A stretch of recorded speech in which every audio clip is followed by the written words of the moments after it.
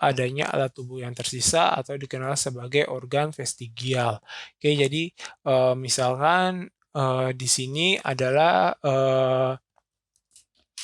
pada gambar di adalah gambar gambar struktur vestigial, oke, di mana ada tulang pelvis, dan juga femur, tulang paha pada salamander, oke, pada berbagai organ, pada salamander ternyata walaupun, eee, kita tahu bahwa whale misalkan paus tidak memiliki kaki, tetapi paus ada memiliki tulang yang, mirip atau tulang yang memiliki struktur yang sama dengan salamander gitu. Walaupun, di whale ini ada, mmm, dia sebenarnya juga tidak digunakan kan, paus tidak menggunakan tulang ini misalkan untuk bergerak gitu, tetapi dia juga memiliki struktur tulang ini. Bahkan, ular boa misalkan, ular boa juga dia diketahui memiliki struktur pelvis maupun tulang femur yang mirip seperti yang ada pada salamander gitu.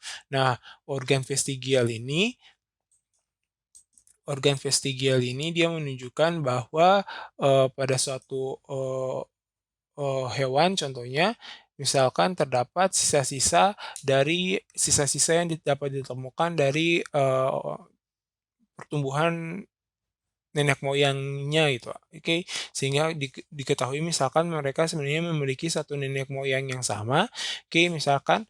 Nah, satu nenek moyang yang sama, tapi ketika dalam tahap perkembangannya misalkan, salamander tetap tetap mempertahankan, evolusi salamander salamander tetap mempertahankan si organ vestigial ini dan dia dapat digunakan untuk fungsinya gitu.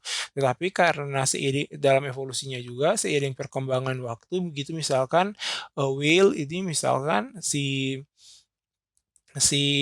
paus paus karena dia cenderung tidak menggunakan, hips maupun, femur, dia tidak akan berkembang atau tidak akan digunakan untuk si paus. Tetapi karena struktur tulang ini dimiliki oleh nenek moyang, maka struktur tulang ini dia dia bawa terus-menerus gitu. Sehingga dibuktikan bahwa ternyata pada fosil atau pada struktur kerangka dari paus ternyata masih memiliki organ yang sama gitu. Oke, walaupun sebenarnya organ ini tidak digunakan.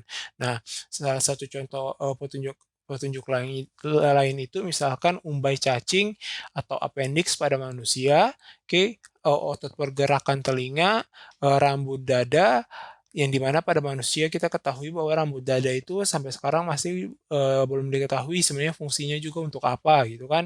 Tapi diduga bahwa organ-organ tersebut dia sebenarnya berasal dari nenek moyang kita, sejak dahulu yang berkembang, tetapi karena seiring perkembangan evolusi maka fungsinya itu, eee, ti su organ tersebut sudah kehilangan fungsinya gitu. Misalkan juga payudara pada laki-laki, oke, kemudian selaput mata pada sudut mata dan juga adanya tulang ekor. Tulang ekor walaupun manusia kita tidak memiliki ekor, tapi adanya adanya tulang ekor maka ada menunjukkan bahwa organ tersebut kemungkinan dimiliki oleh nenek moyang kita, tetapi karena seiring, perkembangan evolusi, bagian tersebut tidak digunakan, maka, bagian tersebut tereduksi dan dia menyisakan sisa atau, alat tubuh yang tersisa, yang menunjukkan bahwa organ tersebut sebenarnya berfungsi atau mungkin dimiliki, paling tidak dimiliki oleh si nenek moyang kita gitu, nenek moyang manusia atau, ya manusia ya, yang tidak memiliki ekor. Oke, misalkan organ vestigial pada hewan itu contohnya misalkan, sayap juga sisa sayap pada burung kiwi.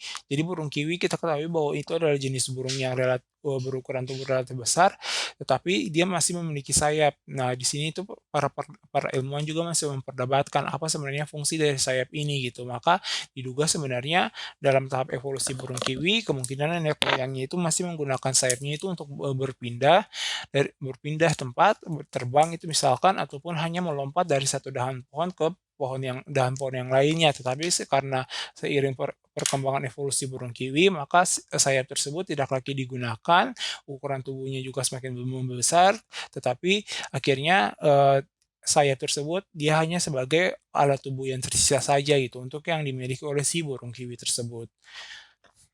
Baik, demikian, pembahasan kita terkait dengan, bukti petunjuknya ada evolusi. Lagi-lagi kita balik lagi bahwa bukti-bukti ini dia masih masih belum cukup untuk membuktikan bahwa evolusi ini merupakan sesuatu yang pasti, tapi masih berputar-putar bahwa evolusi ini adalah suatu, teori gitu ya. Jadi, sekalipun sudah ada banyak bukti, eee dia hanya memunculkan dugaan atau persepsi persepsi saja bahwa sebenarnya evolusi dia terjadi.